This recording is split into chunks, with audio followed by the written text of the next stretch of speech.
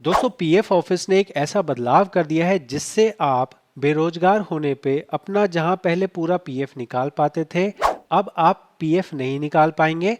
और पेंशन को तो आप भूल ही जाइए। पेंशन तो अब आपको 58 साल से पहले मिलेगी ही नहीं। क्या है पूरी जानकारी इस वीडियो में हम जानेंगे। ये एक बहुत ही डिटेल वीडियो होने वाली है जहां पे आप लोगों को एक ऐसी चीज़ का पता लगेगा जिसके बारे में ना तो आपको न्यूज़ चैनल बता रहे हैं, ना ही किसी वेबसाइट पे इस बारे में बताया जा रहा है। साथ में ही पीएफ ऑफिस ने या ईपीएफओ ने कहा जाए या लेबर मिनिस्ट्री ने कहा जाए, इस बारे में कहीं भी नहीं बताया है। चुपचाप से एक लाइन डाल दी और उस एक लाइन की वजह से एक दो नहीं, लाखों पीएफ मेंबर्स का नुकसान होने वाला है। लाखों पीएफ मेंबर्स को दिक्कत होने वाली है। क्या है जानकारी, ध्यान से मेरी बात समझिएगा। आपको ये जो 6 पॉइंट मैंने बताए हैं पहली वीडियोस में, ये सिर्फ और सिर्फ एडवांस को लेके है। लेकिन इन 6 पॉइंट के अंदर में पीएफ ऑफिस ने एक पॉइंट ऐसा घुसा दिया जिसके बारे में उसने कुछ नहीं कहा, चुपचाप उस पॉइंट को डाल दिया और उस पॉइंट से सत्यानाश कर दिया सारे लोगों का। अगर पीएफ का आप काम करते हो तो भी आप लोगों का नुकसान है, क्योंकि अब 19 और 10C फॉर्म भरना भूल जाओ। अब सिर्फ और सिर्फ फॉर्म 31 भर पाओगे। 1910C के नियम आज तक क्या थे? आज तक ये नियम थे कि अगर कोई आदमी नौकरी छोड़ता है, 2 महीने तक बेरोजगार रहता है, तो 60 दिन के बाद में वो अपनी फॉर्म 19 भर के पीएफ निकाल सकता था और 10C भर के पेंशन निकाल सकता था। लेकिन अब इन्होंने एक बहुत बड़ा मजाक कर दिया है। मजाक ये किया है कि अब इन्होंने 19 और 10C, जहां पहले एक ही साथ में 2 महीने बेरोजगार होने पे निकलता था, अब ये कह रहे हैं कि 19 वाला तब निकालने देंगे जब कोई आदमी 12 महीने के लिए बेरोजगार रहेगा, मतलब 1 साल के लिए बेरोजगार रहेगा। और 10C वाला हम तब निकालने देंगे जब कोई आदमी 36 महीने के लिए बेरोजगार रहेगा, यानी कि 3 साल के लिए बेरोजगार रहेगा। अब कोई आदमी ऐसा बताओ कि क्या ऐसा हो सकता है कि कोई पीएफ में तो नौकरी जो है ज्वाइन कर ले, लेकिन पेंशन में नौकरी ना ज्वाइन करे? मतलब अगर कोई नौकरी ज्वाइन करेगा तो उसका पीएफ भी कटेगा, पेंशन भी कटेगा। तो ऐसे में कोई भी आदमी ऐसा होगा ही नहीं कि वो पीएफ निकाल रहा है और पेंशन नहीं, पेंशन उसकी नहीं निकलेगी। क्योंकि अगर बाई चांस कोई आदमी 1 साल के लिए बेरोजगार हो भी गया तो भी उसको 3 साल तक बेरोजगार होना पड़ेगा, तब जाके उसे पेंशन मिलेगी। यहाँ पे पीएफ ऑफिस ने इस बारे में जो न्यूज़ चैनल्स में बता दिया है या जो फालतू की बातें बताई गई हैं मीडिया चैनल्स में, वो क्या बताई जा रही हैं, इस चीज़ को कवर करने के लिए इन्होंने फालतू की बात कही है। वो ये कहा है कि हम जो है ना, आप तो पैसे निकाल सकते हो, अपना एडवांस के तौर पे निकाल सकते हो, पार्शियल विड्रॉ कर सकते हो, तो आप जो है ना फाइनल सेटलमेंट क्यों करना चाहते हो? तो ये हमें बता रहे हैं कि आपको फाइनल सेटलमेंट की ज़रूरत ही नहीं है, क्योंकि हमने आपको एडवांस निकालने में इतने अच्छे नियम दे दिए हैं। तो ये टोटली ही गलत है, टोटली गलत डिसीजन है। आप यहाँ पे कहते हैं कि हम जो है आपको लिबरलाइज कर रहे हैं। लिबरलाइज मतलब खुलापन। जब आप खुलापन कर रहे हो तो जहां आप 2 महीने बेरोजगार होने पे हमें पूरा पीएफ और हमें पूरा पेंशन निकालने के लिए दे रहे थे, अब आप कह रहे हो कि ये 2 महीने को बदल के 12 महीने कर दिया जा रहा है और इसको बदल के 36 महीने कर दिया जा रहा है। 99% लोग अब अपना फाइनल सेटलमेंट नहीं कर पाएंगे, क्योंकि 99% लोग 1 साल तक तो बेरोजगार नहीं रहते हैं। कोई बेरोजगार है 1 महीना, 2 महीना, 4 महीना, 6 महीना बेरोजगार रह लेगा, 1 साल तक बेरोजगार रह के वो खाएगा क्या? और बाई चांस मान लिया कि कोई आदमी पीएफ मान लो 12 महीने तक बेरोजगार रह भी गया, तो वो आदमी 12 महीने बाद मान लो 13वें महीने में उसने नौकरी ज्वाइन कर ली। अब नौकरी ज्वाइन कर ली तो वो पेंशन फिर भी नहीं निकाल पाएगा, ठीक है ना?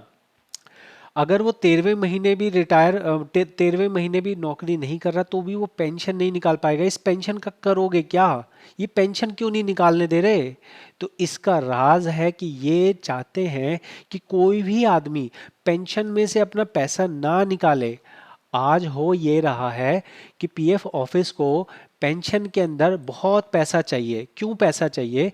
क्योंकि इनको पेंशन बढ़ानी है बुजुर्ग लोगों की। आज वर्तमान में 35 लाख 36 लाख लोगों को 1,000 रुपए की पेंशन दी जा रही है। इस 1,000 रुपए की पेंशन को अगर ये 2,000 रुपए करते हैं तो इनके ऊपर अतिरिक्त बोझ पड़ता है, जितना मेरा अंदाजा है 9,000 करोड़ का, या कुछ ऐसा अमाउंट है जो कि 9,000 करोड़ नहीं बोलूंगा, मैंने पूरी रिपोर्ट्स पढ़ी हैं, लेकिन मैं बता रहा हूं कि 1,000 से 2,000 करने के लिए इनको बहुत ज़्यादा फंड्स की ज़रूरत है। तो वो फंड्स कहाँ से आएंगे जब इन्हें 35 लाख या 36 लाख लोगों को पेंशन बढ़ानी है? तो इसको बढ़ाने का तरीका सिंपल सा है कि ज़्यादा से ज़्यादा लोगों का पेंशन रोक लिया जाए। अगर ज़्यादा से ज़्यादा लोगों का पेंशन रुकेगा तो उस पेंशन के अमाउंट को इन्वेस्ट किया जाएगा, और इन्वेस्ट करने के बाद उस पेंशन से रिटर्न कमाई जाएगी। तो इन्होंने जो ये 36 महीने का काम किया है ये चुपचाप किया है, और इसका एकमात्र रीज़न जो मुझे समझ आता है, मुझे पता है कि मिनिमम पेंशन को इन्हें बढ़ाना है, इसके लिए ये पैसा चाहिए। पैसा चाहिए तो ये आप लोगों का ही पैसा रोक रहे हैं। सोच के देखो, जहां ये पहले 2 महीने बेरोजगार होने पे आपको पेंशन निकालने देते थे, अब ये कह रहे हैं कि कोई 3 साल बेरोजगार रहेगा। बाप रे, 3 साल! अरे 3 साल कौन बेरोजगार रहेगा जो पेंशन निकालेगा? तो आप में से कोई भी आदमी ऐसा नहीं होगा जो उम्र रहते हुए 3 साल तक नौकरी ना करे। ऐसे में आप अपना पेंशन नहीं निकाल पाएंगे। 90% लोग तो 1 साल तक आप बेरोजगार नहीं रहेंगे, तो आप 19 तो भर ही नहीं सकते। बाय चांस 10% लोग अगर बेरोजगार हो भी गए तो वो 19 तो निकाल लेंगे, लेकिन 1% लोग ही होंगे मेरी जानकारी में जिनकी उम्र 58 से कम है और वो अपना 3 साल के लिए बेरोजगार हैं। मतलब आप टेंसी भरना भूल जाइए, टेंसी भरना खत्म। आप सिर्फ और सिर्फ पेंशन निकाल पीएफ निकाल पाएंगे, और वो भी कब? बेरोजगार होने पे। तो पीएफ ऑफिस को पैसा चाहिए था तो कोई और तरीका देखता ना यार। ये क्या तरीका हुआ कि आप लोगों की पेंशन रोक ली? बुजुर्गों को पेंशन देने के लिए आप लोगों को बोला गया कि अब तू 3 साल से पहले पेंशन निकाल ही नहीं पाएगा, ना तुम वो कंडीशन पूरी करोगे और ना तुम्हें अप्लाई करने को मिलेगा। तो समझ गए आप 1910 में कितना बड़ा झोल कर दिया गया है। बहुत ही खराब, बहुत ही बेकार अपडेट किया गया है। मैं डर रहा था ये वीडियो अपनी वीडियो में बोलने में कि भाई मैं कैसे बोल दूं यार ये बात। ये जब मैंने वीडियो बनाई थी, मैंने किसी न्यूज़ चैनल को नहीं देखा था, किसी वीडियो को नहीं देखा था। मेरे को पता था कि ये अपडेट है, मैंने सीधी वीडियो बना दी। और जब मैंने ये पॉइंट बताया तो मैंने लिख दिया कि भाई मैं इस बारे में श्योर नहीं हूँ। लेकिन जब मैं बाकी न्यूज़ चैनल्स की वीडियोस देख रहा हूँ तो सब बोल रहे हैं कि हाँ बहुत अच्छा है, बहुत अच्छा है, बहुत अच्छा है। अरे बहुत अच्छा नहीं है, सत्यानाश कर दिया इन्होंने। आप पहले जो है 4-5 साल की नौकरी बाद अगर छोड़ते थे, अगर आप 4-5 साल की नौकरी बाद छोड़ते थे, 4 या 5 साल नौकरी करी, आप 19 भरते थे, 10C भरते थे, आप पूरा पेंशन निकाल लेते थे, पूरा पीएफ निकाल लेते थे। फिर आप नई दोबारा नौकरी करते थे तो फिर आपका मीटर चालू हो जाता था। अब इन्होंने कर दिया भाई तू ना तो 19 निकाल सकता है, एडवांस में आप कभी पेंशन नहीं निकाल सकते, तो पेंशन तो भूल ही जाओ।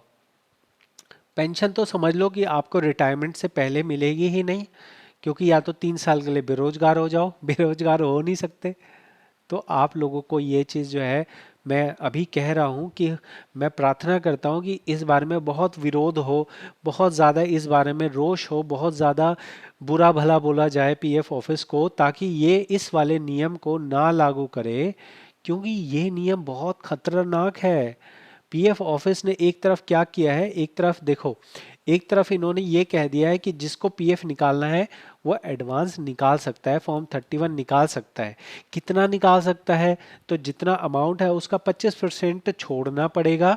मतलब अगर 100 रुपये है तो ज़्यादा से ज़्यादा आप 75 रुपये निकाल सकते हो, 25 रुपये आप छोड़ सकते हो।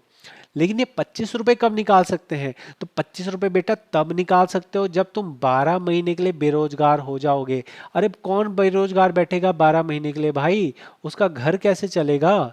कोई चोट लग जाए, किसी को कोई इंजरी हो जाए, तभी वो रह सकता है 12 महीने बेरोजगार। वरना कोई 12 महीने बेरोजगार नहीं रहेगा।